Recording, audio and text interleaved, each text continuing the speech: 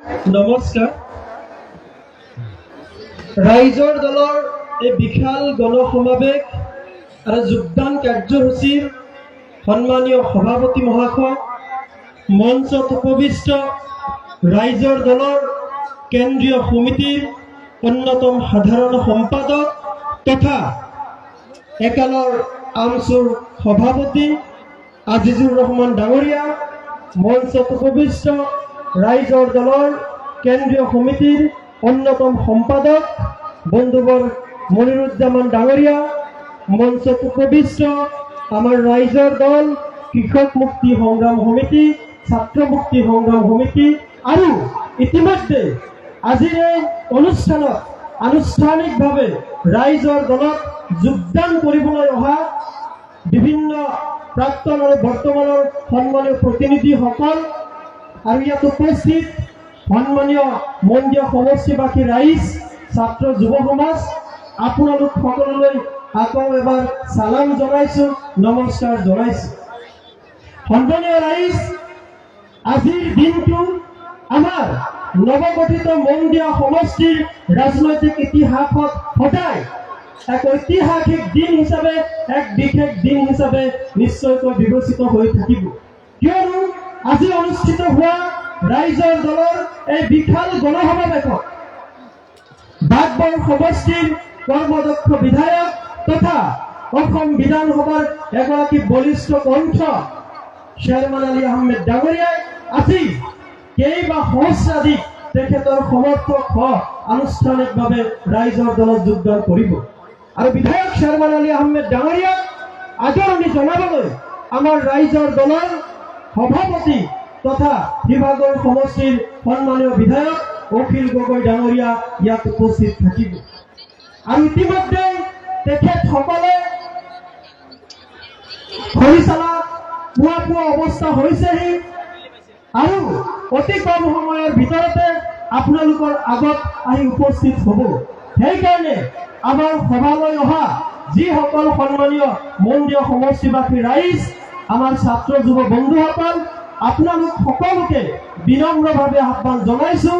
আপোনালোকৰ বাবে ইয়াত সংৰক্ষণ কৰি ৰখা যিবোৰ আসন এতিয়াও খালী হৈ আছে, আপোনালোকে আহি নিজৰ নিজৰ আসন গ্ৰহণ কৰে। কাৰণ সন্মানীয় অখিল গগৈ ডাঙৰীয়া আৰু শ্বেৰমান আলী আহমেদ ডাঙৰীয়া আহিলে আপোনালোকে আসনত বহিব খুজিলেও তেতিয়া কিন্তু আপোনালোকে সেই সুযোগ পোৱাৰ সম্ভাৱনা কম। সেইকাৰণে এই সুযোগতে আপোনালোকে নিজৰ নিজৰ আসন গ্ৰহণ কৰিবৰ কাৰণে মই বিনম্ৰভাৱে অনুৰোধ জনাইছো। সন্মানীয় ৰাইজ, মই কৈছোৱে আজিৰ দিনটো আমাৰ মন্দিৰ সমষ্টিবাসী ৰাইজৰ বাবে এক ঐতিহাসিক দিন হিচাপে বিবেচিত হ'ব। আৰু আপোনালোকে ইতিমধ্যে গম পাইছে যে আগন্তুক বিধানসভা নিৰ্বাচনত আমাৰ ৰাইজৰ দলৰ ফালৰ পৰা কৰ্মদক্ষ বিধায়ক শ্বেৰমান আলী আহমেদ ডাঙৰীয়াই মন্দিৰ সমষ্টিৰ পৰা প্ৰতিদ্বন্দ্বিতা কৰিব। আৰু সেই আশা লৈ তেখেতে নৱগঠিত মন্দিৰ সমষ্টি, বিশেষকৈ আমাৰ পুৰণি জনীয় সমষ্টি প্ৰতিটো পঞ্চায়তে পঞ্চায়তে গৈ আমাৰ সন্মানীয় মুৰব্বী সমাজ, ছাত্ৰ যুৱ সমাজ আৰু আই মাতৃসকলৰ লগত দিহা পৰামৰ্শ গ্ৰহণ কৰি আছে, আশীৰ্বাদ গ্ৰহণ কৰি আছে আৰু সেই সংশ্লিষ্ট অঞ্চলৰ বিভিন্ন সমস্যাৰ বুজ লৈ আছে। আমি যেতিয়া তেখেতক লৈ পুৰণি জনীয় সমষ্টিৰ বিভিন্ন পঞ্চায়তে পঞ্চায়তে গৈছো, আমি দেখিছো ৰাইজে আমাৰ প্ৰতি ব্যাপক মৰম দেখুৱাইছে, ভালপোৱা দেখুৱাইছে, ব্যাপক সমৰ্থন দেখুৱাইছে। আৰু সকলোৱে একেমুখে আমাক কৈছে এইবাৰ আমি দলমত নহয়, কেৱল আৰু কেৱল সমষ্টি উন্নয়নৰ স্বাৰ্থত আমি বিধায়ক শ্বেৰমান আলী আহমেদ ডাঙৰীয়াক বিপুল ভোটত জয়যুক্ত কৰাই দিম। হয় নে নহয়? আজি আমি ইয়াত যিসকল সন্মানীয় ৰাইজ উপস্থিত আছো, আমিও একে আশাৰে ক'ব বিচাৰি আছো, আমিও দলমত দেখিব বিচৰা নাই। আমি কেৱল সমষ্টিৰ উন্নয়নৰ স্বাৰ্থত এইবাৰ বিধায়ক শ্বেৰমান আলী আহমেদ ডাঙৰীয়াক বিপুল ভোটত আমি জয়যুক্ত কৰাই দিম। হয় নে নহয়? যিসকল ৰাইজে এই কথাটোত একমত হয়, আপোনালোক সকলোৱে জোৰেৰে এটা হাত চাপৰি বজাব লাগে। ধন্যবাদ জ্ঞাপন কৰিছো। মই নিজে জনীয়া সমষ্টিৰ পৰা যোৱাবেলি ৰাইজৰ দলৰ তৰফৰ পৰা নিৰ্বাচনত প্ৰতিদ্বন্দ্বিতা কৰিছিলো। সেই হিচাপ মতে মই এইবাৰ আমাৰ দলৰ পৰা আচলতে নিৰ্বাচনত প্ৰতিদ্বন্দ্বিতা কৰিব লাগিছিলে, কিন্তু মই নিজে পুৰণি জনীয়া সমষ্টিৰ এজন যুৱক হিচাপে মৰ্মে মৰ্মে উপলব্ধি কৰি আছিলো যে আচলতে আমাৰ এই পুৰণি জনীয়া সমষ্টিত আমাৰ এজন আচলতে দক্ষ, এজন যোগ্য, এজন সাহসী, এজন কাম কৰিব পৰা আমাৰ প্ৰতিনিধি লাগে, হয় নে নহয়?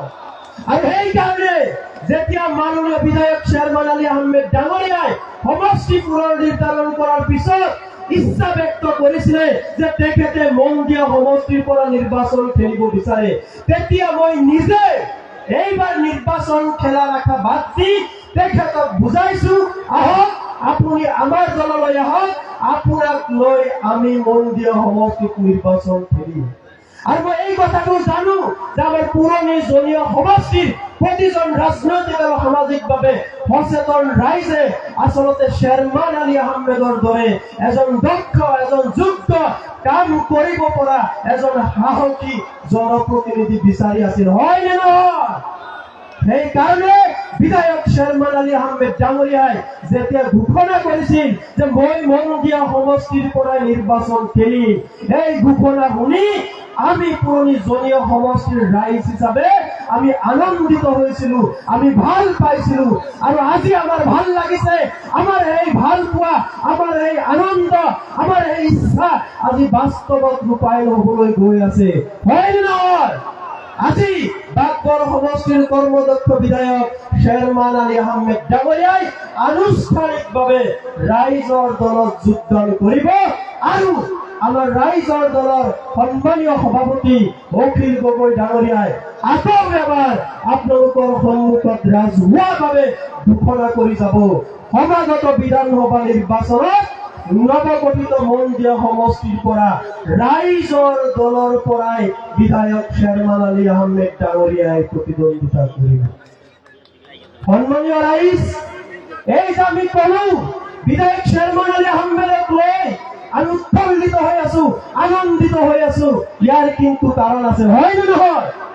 বিগত প্ৰায় 25টা বছৰ ধৰি আমি যি দুজন ব্যক্তিক দুবাৰকৈ বিধায়ক বনালো, এবাৰকৈ সাংসদ বনালো, এবাৰকৈ উপ নিৰ্বাচনত জিকাই দিলো, এই বিগত 25টা বছৰে তেওঁলোকে পুৰণি জনীয়া সমষ্টিৰ উন্নয়নৰ ক্ষেত্ৰত কি কৰিছে সেই কথা আমি প্ৰায় কংগ্ৰেছীয়া পাব অখিল গগৈ ডাঙৰীয়া আৰু শ্বেৰমান আলী আহমেদ ডাঙৰীয়া। সেইকাৰণে তেখেতসকলক আদৰিবলৈ আমাৰ যি নৃত্যৰ দল আছে, আমাৰ যি বেণ্ড পাৰ্টি আছে, তেখেতসকলক আগবাঢ়ি যাবলৈ বিনম্ৰভাৱে অনুৰোধ জনাইছো। সন্মানীয় ৰাইজ, আপোনালোকে নিশ্চয় বুজি পাইছে, মই কৈছো জনীয়া সমষ্টিৰ বৰ্তমানৰ ইউডিএফৰ বিধায়ক সন্মানীয় ডক্টৰ হাফিজ ৰফিকুল ইছলামৰ কথা, আৰু কংগ্ৰেছ দলৰ পৰা নিৰ্বাচন খেলিব বুলি চৰ্চা হৈ থকা প্ৰাক্তন সাংসদ তথা দুবাৰৰ বিধায়ক আব্দুল খালেক ডাঙৰীয়াৰ কথা, হয় নে নহয়? এই দুজন ব্যক্তিকে আমি বিগত 25টা বছৰে হাল সলনি কৰি তেওঁলোকক সুযোগ দি আহিছো, কিন্তু তেওঁলোকে নিজৰ বুকুত হাত থৈ আজি কব নোৱাৰিব বিগত 25টা বছৰে আমাৰ পুৰণি জনীয়া সমষ্টিৰ উন্নয়নৰ ক্ষেত্ৰত এনেকুৱা কি চকুত লগা কাম তেওঁলোকে কৰিছে, কিন্তু তেওঁলোকে কব নোৱাৰিব, হয় নে নহয়? আব্দুল খালেক ডাঙৰীয়াই কৃতিত্ব ল'ব খোজে যে তেখেতে কৰাৰ গুণ বেগীৰ ব্ৰিজটো বনাইছে, হয় এইটো এটা ডাঙৰ কাম হৈছিলে, আমি তেখেতক তাৰ কাৰণে ধন্যবাদ দিবই লাগিব, হয় নে নহয়? কিন্তু 100 বছৰ মিনিমাম এই ব্ৰিজখন ভালকৈ চলিব লাগে, কিন্তু মাত্ৰ কেইবছৰৰ ভিতৰতে এই ব্ৰিজখন যে আজি যাতায়াত কৰিব পৰা অৱস্থাত নাই, তাৰ দায়িত্ব সাংসদ আব্দুল খালেক ডাঙৰীয়া ল'ব লাগিব নে নাই? যদি ব্ৰিজৰ কৃতিত্ব আপুনি বিচাৰে, তেতিয়াহ'লে ইমান কম সময়ৰ ভিতৰত এই বৃহৎ ব্ৰিজখন, এই গুৰুত্বপূৰ্ণ ব্ৰিজখন কেনেকৈ পংগু হৈ গ'ল তাৰ কাৰণেও কিন্তু দায়বদ্ধ তুমি হব লাগিব, হয় নে নহয়? তাতে কি হিচাপ আছিলে? ইঞ্জিনিয়াৰে কি নিজৰ দায়িত্ব কিয় ভালকৈ পালন নকৰিলে? ঠিকাদাৰে নিজৰ দায়িত্ব ভালকৈ কিয় পালন নকৰে? বহুত মানুহে কয় তাতে বোলে কিবা কমিশনৰ অংক আছে, মই কিন্তু নাজানো। কিন্তু সেই সময়ৰ বিধায়ক হিচাপে, সেই সময়ৰ জনপ্ৰতিনিধি হিচাপে তেওঁলোকৰ দায়িত্ব আছিল নে নাই যাতে কামটো ভালকৈ হয়, হয় নে নহয়? তেওঁলোকে তেওঁলোকৰ দায়িত্ব কিন্তু সঠিকভাৱে পালন কৰা নাই। মই মাত্ৰ উদাহৰণ দিছো। সন্মানীয় ৰাইজ, আজি জনীয়া সমষ্টি 80% ৰাস্তা ঘাট দলং এতিয়াও কেঁচা হৈ আছে, এতিয়াও জৰাজীৰ্ণ হৈ আছে। মূল পথ কেইটাৰ বাহিৰে গাঁৱৰ ভিতৰলৈ সোমাই গলে এটা পকী পথ আপুনি নাপাব, এটা পকী দলং আপোনালোকে নাপাব। আমাৰ দুৰ্ভাগ্য যে আমাৰ জনীয়া সমষ্টিত জৰাজীৰ্ণ দলঙৰ পৰা পৰি মানুহে নিজৰ প্ৰাণ হেৰুৱাবলগীয়া হৈছে। খবৰটো আপোনালোকে পাইছে নে নাই? হালধীয়া গাঁৱৰ এজন ব্যক্তিয়ে জৰাজীৰ্ণ দলঙৰ পৰা পৰি নিজৰ প্ৰাণ হেৰুৱাবলগীয়া হৈছে। কলগাছিয়া আজি চহৰ, কলগাছিয়া সংখ্যালঘু অধ্যুষিত অঞ্চলৰ ভিতৰত গোটেই অসমৰ ভিতৰতে এটা সাংস্কৃতিকভাৱে, বৌদ্ধিকভাৱে, শৈক্ষিকভাৱে এটা আগবঢ়া অনন্য অঞ্চল, হয় নে নহয়? কিন্তু আজি কলগাছিয়া টাউনৰ আশে পাশে আপুনি চকু ফুৰাব, কলগাছিয়া টাউনৰ একেবাৰে গাতে কেইবাটাও কেঁচা দলং আজিও লাগি আছে, হয় নে নহয়? সন্মানীয় ৰাইজ, এইটো কিছুদিন আগতে বাগপাৰ সমষ্টিৰ কৰ্মদক্ষ বিধায়ক শ্বেৰমান আলী আহমেদ ডাঙৰীয়াই ৰাজহুৱাভাৱে ঘোষণা কৰিছে, নতুনকৈ তেওঁৰ পুৰণি বাগপাৰ সমষ্টিত 5খন ডাঙৰ পকী ব্ৰিজ চেংচন হৈছে। কিন্তু আমাৰ জনীয়া সমষ্টিৰ পৰা ব্ৰিজৰ পৰা পৰি মানুহ মৰি আছে। কিন্তু আমাৰ জনীয়া সমষ্টিৰ মাননীয় বিধায়ক মাত্ৰ এখন ব্ৰিজ চেংচন কৰিবলৈ সক্ষম হৈছে, হয় নে নহয়? শ্বেৰমান আলী আহমেদ ডাঙৰীয়া বিৰোধী দলৰ বিধায়ক, হাফিজ ৰফিকুল ইছলাম ডাঙৰীয়া বিৰোধী দলৰ বিধায়ক, কিন্তু তেওঁলোকৰ কামৰ মাজত ইমান পাৰ্থক্য কিয়, হয় নে নহয়? তাতেই লুকাই আছে কৰ্মদক্ষতাৰ কথা, তাতেই লুকাই আছে দায়বদ্ধতাৰ কথা, তাতেই লুকাই আছে মানুহৰ কাৰণে, সমষ্টিৰ কাৰণে আপুনি কিমান আন্তৰিকতাৰ পৰিশ্ৰম কৰে সেই কথা, হয় নে নহয়? সন্মানীয় ৰাইজ, বাগপাৰ সমষ্টিৰ মাননীয় বিধায়ক শ্বেৰমান আলী আহমেদ ডাঙৰীয়াই ৰাজহুৱাভাৱে ঘোষণা কৰিছে, মই বিধায়ক হৈ থকা সময়ছোৱাত 500 কিলোমিটাৰ ৰাস্তা পকী কৰিছো আৰু 160টা পকী ব্ৰিজ কৰিছো। আৰু আমাৰ জনীয়া সমষ্টিৰ মাননীয় বিধায়ক শ্বেৰমান আলী আহমেদ ডাঙৰীয়াই ৰাতি খিচিৰি দি কৰা সভাবিলাকত যি অলপ মানুহ গোট খায় তাতে গৈ তেওঁ ডাইলগ মাৰি আছে যে ইঞ্চি ইঞ্চি মাপি দেখুৱাই দিব পাৰিম। তেওঁ বোলে শ্বেৰমান আলী আহমেদ ডাঙৰীয়াতকৈ বেছি ৰাস্তা পকী কৰিছে, বেছি ব্ৰিজ পকী কৰিছে। আমি মাননীয় ৰফিকুল ইছলাম ডাঙৰীয়াক প্ৰত্যাহ্বান জনাইছো, আপুনি ইঞ্চি ইঞ্চি মাপি দেখুৱাব নালাগে। শ্বেৰমান আলী আহমেদ ডাঙৰীয়াই যেনেকৈ ৰাজহুৱাকৈ কৈছে 500 কিলোমিটাৰ ৰাস্তা মই পকী কৰিছো, 160টা ব্ৰিজ মই পকী কৰিছো, আপুনি কৈ দিয়ক 3বাৰৰ বিধায়ক হৈ কেইশ কিলোমিটাৰ ৰাস্তা পকী কৰিছে আৰু কেইখন ব্ৰিজ পকী কৰিছে, হয় নে নহয়? তেতিয়া আমি গম পাই যাম নহয় কোন কিমান কাম কৰিছে, কোন কিমান কামৰ মানুহ, হয় নে নহয়? তেখেতে আৰু এটা সভা সমিতিত কৈ আছে শ্বেৰমান আলী আহমেদ ডাঙৰীয়া ইমান গম্বালি মাৰি আছে, তেওঁৰ সমষ্টিতকৈ মোৰ সমষ্টিত কলেজৰ সংখ্যা বেছি, হায়াৰ ছেকেণ্ডাৰীৰ সংখ্যা বেছি। আৰে বাবা, তুমি যে হিচাপ দিয়া নৱজ্যোতি কলেজ, বিবি লাংলা কলেজ, অমুক হায়াৰ ছেকেণ্ডাৰী, এইবিলাক কেতিয়াৰ পৰা আছে? এইবিলাক এই পূৰ্বৰ পৰা আছে, হয় নে নহয়? তুমি 15 বছৰ বিধায়ক হৈ থাকি কেইখন নতুনকৈ কলেজ কৰিছা, কেইখন হায়াৰ ছেকেণ্ডাৰী কৰিছা, কেইখন হাইস্কুল কৰিছা, তাৰ হিচাপটো দিয়াচোন। সেই হিচাপটো দিব নোৱাৰে। আমি সকলোৱে জানো বাগপাৰ সমষ্টি ভাৰতবৰ্ষৰ ভিতৰত আটাইতকৈ বেছি বানপানী হোৱা আৰু গৰাখহনীয়া হোৱা এটা সমষ্টি আৰু গোটেই অঞ্চল চৰাঞ্চলৰে ভৰ্তি হৈ থকা সমষ্টি হয় নে নহয়? তেনেকুৱা অসমৰ ভিতৰত আটাইতকৈ পিছপৰা এটা সমষ্টি আমাৰ চকুৰ সন্মুখতে বাগবৰ সমষ্টিৰ বিধায়ক শ্বেৰমান আলী আহমেদ ডাঙৰীয়াই উন্নয়নৰ ক্ষেত্ৰত এটা বেলেগ নজিৰ স্থাপন কৰিবলৈ সক্ষম হৈছে। কিন্তু আমাৰ জলীয় সমষ্টিৰ পূৰ্বৰ পৰাই অৱস্থা বহুত ভাল। আমাৰ ইমান বানপানী আৰু গৰাখহনীয়াৰ সমস্যা বাগবৰৰ দৰে নাই। আমাৰ ইয়াত ইমান চলঞ্চল নাই, ধুনীয়া ঠাই, ধুনীয়া পৰিৱেশ, হয় নহয়? সেই বাগবৰ সমষ্টিৰ লগত তুলনা কৰিব গ'লে আমাৰ জলীয় সমষ্টি আজিৰ তাৰিখত অসমৰ ভিতৰত 1 নম্বৰ থাকিব লাগিছিলে, হয় নে নহয়? কিন্তু 1 নম্বৰ বুলি আমি ক'ব নোৱাৰো। অসমৰ ভিতৰত আটাইতকৈ পিছপৰা সমষ্টিবিলাকৰ ভিতৰত এটা সমষ্টি হ'ল আমাৰ পুৰণি জলীয় সমষ্টি। মই মিছা কৈছো নেকি সন্মানীয় ৰাইজ? আমি যেতিয়া মানুহৰ মাজত গৈছো, মানুহৰ সেন্টিমেন্ট বুজিবলৈ যত্ন কৰিছো, মানুহে অন্য সকলো কথা বাদ দিছে। অন্তত এইটো আশা কৰি আছে যে শ্বেৰমান আলী আহমেদৰ দৰে এজন কাম কৰা মানুহক যদি আমি বিধায়ক বনাব পাৰো, তেতিয়াহ'লে অন্তত আমাৰ ৰাস্তা ঘাট আৰু দলঙৰ সমস্যা দূৰ হ'ব, আমাৰ প্ৰতিটো কেঁচা পথ পকী হ'ব, প্ৰতিটো জৰাজীৰ্ণ দলং পকী হ'ব, হয় নে নহয়? আমি কোনেও নিজৰ ব্যক্তিগত স্বাৰ্থৰ কথা চিন্তা কৰি বিধায়ক শ্বেৰমান আলী আহমেদ ডাঙৰীয়াৰ প্ৰতি সমৰ্থন ব্যক্ত কৰিবলৈ ইয়ালৈ আমি অহা নাই, হয়নে? মই আৰু তেওঁলোকৰ বিষয়ে বেছি সময় ল'ব খোজা নাই। এতিয়া কেইটামান সমালোচনা আৰু অপপ্ৰচাৰ সম্পৰ্কে চমুকৈ কওঁ।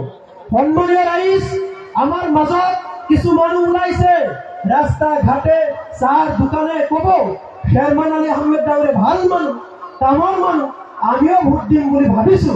কিন্তু ৰাইজৰ দল, নতুন দল, এইটো দল দি হ'ব জানো? তেনেকুৱাকে 2-4জন কোৱা মানুহ ওলাইছে নে নাই?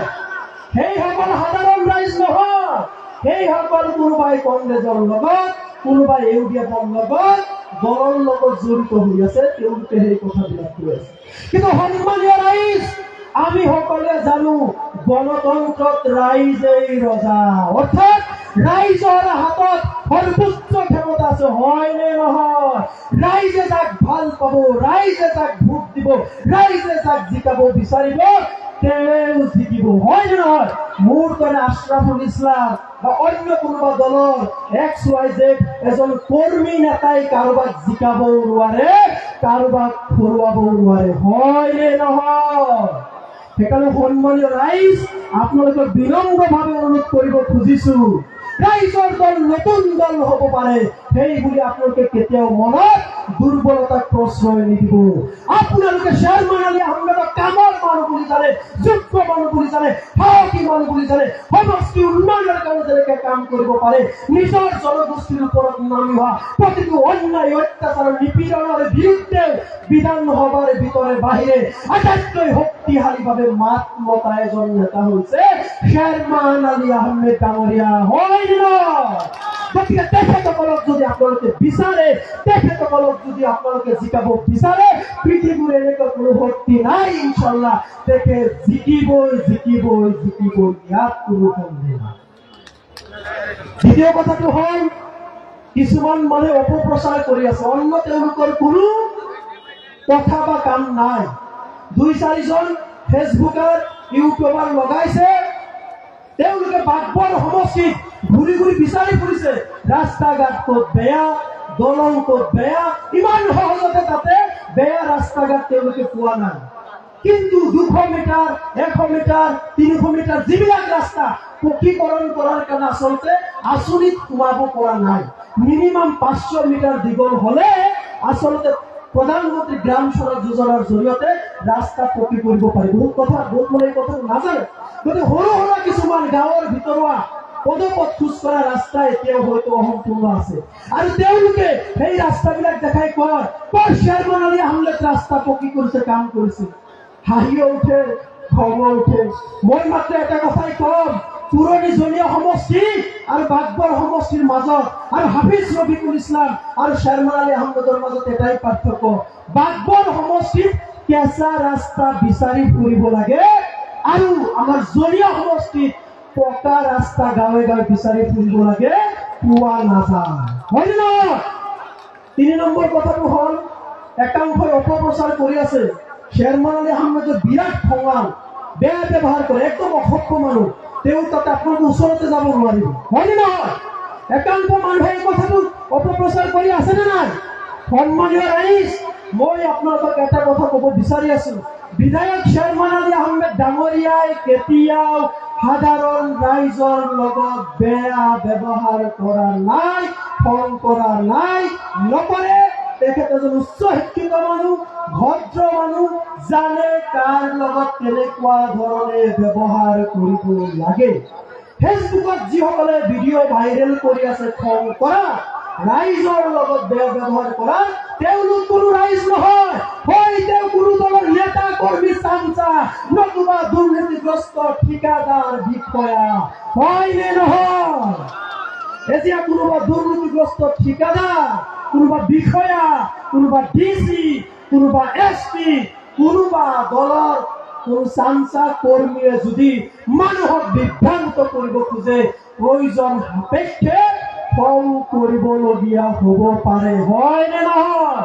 সেইকাৰণে আপোনালোকক মই এটা কথা নিশ্চিত দি ক'ব বিচাৰো, বিধায়ক শ্বেৰমান আলী আহমেদ ডাঙৰীয়াই ডিচিৰ লগত যদি খং কৰিছে, এসপিৰ লগত যদি খং কৰিছে, কিবা ঠিকাদাৰৰ লগত যদি খং কৰিছে, কিবা ইঞ্জিনিয়াৰৰ লগত যদি খং কৰিছে, অন্য কোনোবা দুষ্ট চক্ৰৰ লগত যদি খং কৰিছে, তাৰ একমাত্ৰ কাৰণটো হ'ল কেৱল আৰু কেৱল ৰাইজৰ ভালৰ কাৰণে, সমষ্টিৰ কল্যাণৰ কাৰণে, সমষ্টিৰ উন্নয়নৰ স্বাৰ্থত খং কৰিছে।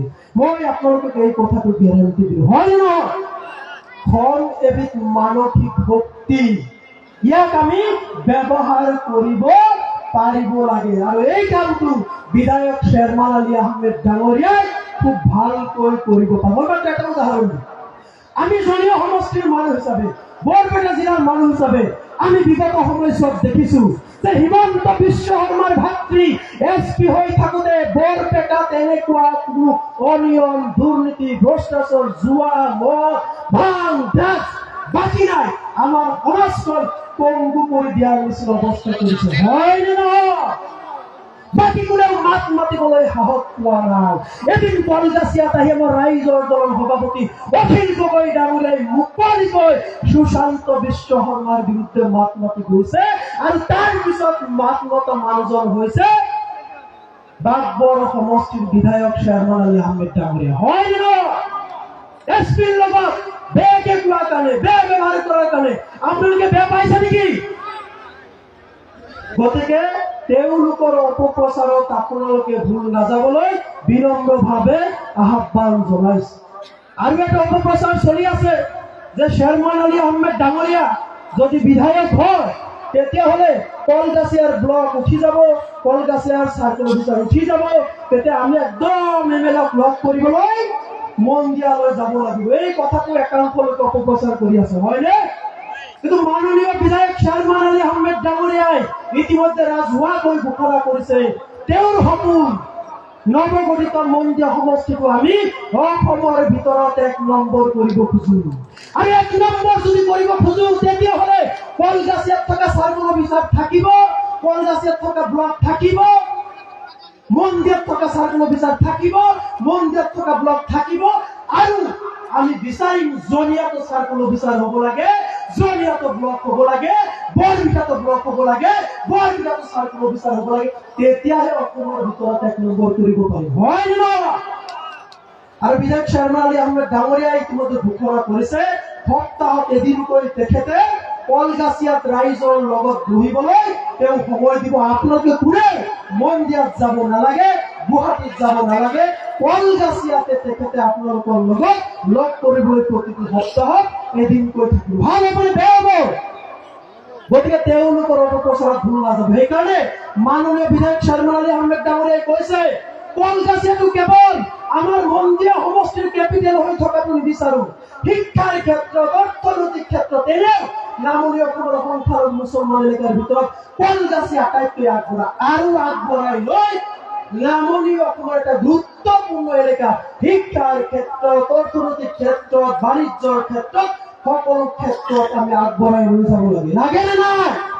কিন্তু সেই নেতাসকলে এই কথাটো চিন্তাই কৰিব পৰা নাছিল যে কলগাছিয়াটো কেৱল মন্দিৰ সমষ্টিৰ কিয় নামনি অসমৰ আটাইতকৈ গুৰুত্বপূৰ্ণ এলেকা হিচাপে গঢ় দিব খুজিছে, হয় নে নহয়? যেতিয়া শ্বেৰমান আলী আহমেদ ডাঙৰীয়াই কৈছে, তেওঁলোকৰ মুখ বন্ধ হৈ গৈছে, কয় আমি কি ভাবি আছিলো, তেওঁলোকে একদম আমাক ক্লিন বোৰ্ড কৰিব। বুজি পাইছে? আৰু দুটামান সৰু কথা ক'ব লাগিব। এতিয়া অখিল গগৈৰ প্ৰসংগ গ'লো। সন্মানীয় ৰাইজ, একাংশ লোক আছে, তেওঁলোকে অপপ্ৰচাৰ কৰে অখিল গগৈ বিজেপিৰ এজেণ্ট, হিমন্ত বিশ্ব শৰ্মাৰ এজেণ্ট। আছে নে দুই চাৰিজন মানুহ আছে নে? যিসকল মানুহে এই কথাটো কয়, তেওঁলোকক আপোনালোকে ভালকৈ লক্ষ্য কৰিব। তেওঁলোক সাধাৰণ ৰাইজ নহয়, তেওঁলোক নিৰপেক্ষ মানুহ নহয়, তেওঁলোক কোনোবা দলৰ লগত জড়িত। বুজি পাইছেনে? এতিয়া আপোনালোক আমি কিন্তু জানো অখিল গগৈ কোন। অখিল গগৈ কোন? অখিল গগৈ সেইজন যুৱক যিজনে বিগত 25টা বছৰ ধৰি অসমৰ মানুহৰ কাৰণে নিজৰ জীৱন যৌৱন মেধা সকল উৎসৰ্গ কৰিছে। অখিল গগৈ অলপ নম্বৰৰ কাৰণে মেট্ৰিকত ষ্টেণ্ড কৰিব পৰা নাছিলে। অখিল গগৈ ইচ্ছা কৰিলে IAS অফিচাৰ হ'ব পাৰিলেহেঁতেন, ACS অফিচাৰ হ'ব পাৰিলেহেঁতেন, কোনোবা বিশ্ববিদ্যালয় বা মহাবিদ্যালয়ৰ লাখ টকীয়া অধ্যাপকৰ চাকৰি কৰি থাকিব পাৰিলেহেঁতেন, কিন্তু সেই কামটো কৰা নাই। অখিল গগৈ বিগত 25টা বছৰ ধৰি অসমত বসবাস কৰি থকা জাতি, ধৰ্ম, বৰ্ণ, ভাষা নিৰ্বিশেষে সকলো মানুহৰ ন্যায় প্ৰতিষ্ঠাৰ কাৰণে, অধিকাৰ ৰক্ষাৰ কাৰণে, অসমত য'তে অন্যায় হৈছে, অবিচাৰ হৈছে, দুৰ্নীতি হৈছে, ভ্ৰষ্টাচাৰ হৈছে, অপৰাধ হৈছে, তাৰ বিৰুদ্ধে সংগ্ৰাম কৰি আহিছে। হয়নে নহয়? মই মিছা কৈছো নেকি ৰাইজ? মইতো মিছা কোৱা নাই। সন্মানীয় ৰাইজ, অখিল গগৈ কেতিয়াও দেখা নাই মানুহজন হিন্দু হয় নে মুছলমান হয়, উজনিৰ হয় নে নামনিৰ হয়, অসমীয়া হয় নে বাঙালী হয়, এই কথা কেতিয়াও বিচৰা নাই। অখিল গগৈৰ সপোন আৰু জুবিন গাৰ্গৰ সপোন একেই। জুবিন গাৰ্গে যেনেকৈ জাতি ধৰ্ম বৰ্ণ ভাষাৰ উদ্যোগ এটা সমন্বয়ৰ, একতাৰ আৰু সম্প্ৰীতিৰ অসম গঢ়াৰ সপোন দেখিছিলে, ৰাজনৈতিকভাৱে তেনেকুৱা এক সমন্বয়ৰ অসম গঢ়াৰ সপোন লৈ অখিল গগৈ ডাঙৰীয়া 2002 চনৰ পৰাই এই সংগ্ৰামটো অব্যাহত ৰাখিছে। সন্মানীয় ৰাইজ, অখিল গগৈ ডাঙৰীয়া সেইজন ব্যক্তি আপোনালোকে দেখিছে, যিজন ব্যক্তিয়ে অসম বিধানসভাৰ মজিয়াত হিমন্ত বিশ্ব শৰ্মাৰ চকুত চকু থৈ বুকু কঁপাই দিব পাৰে।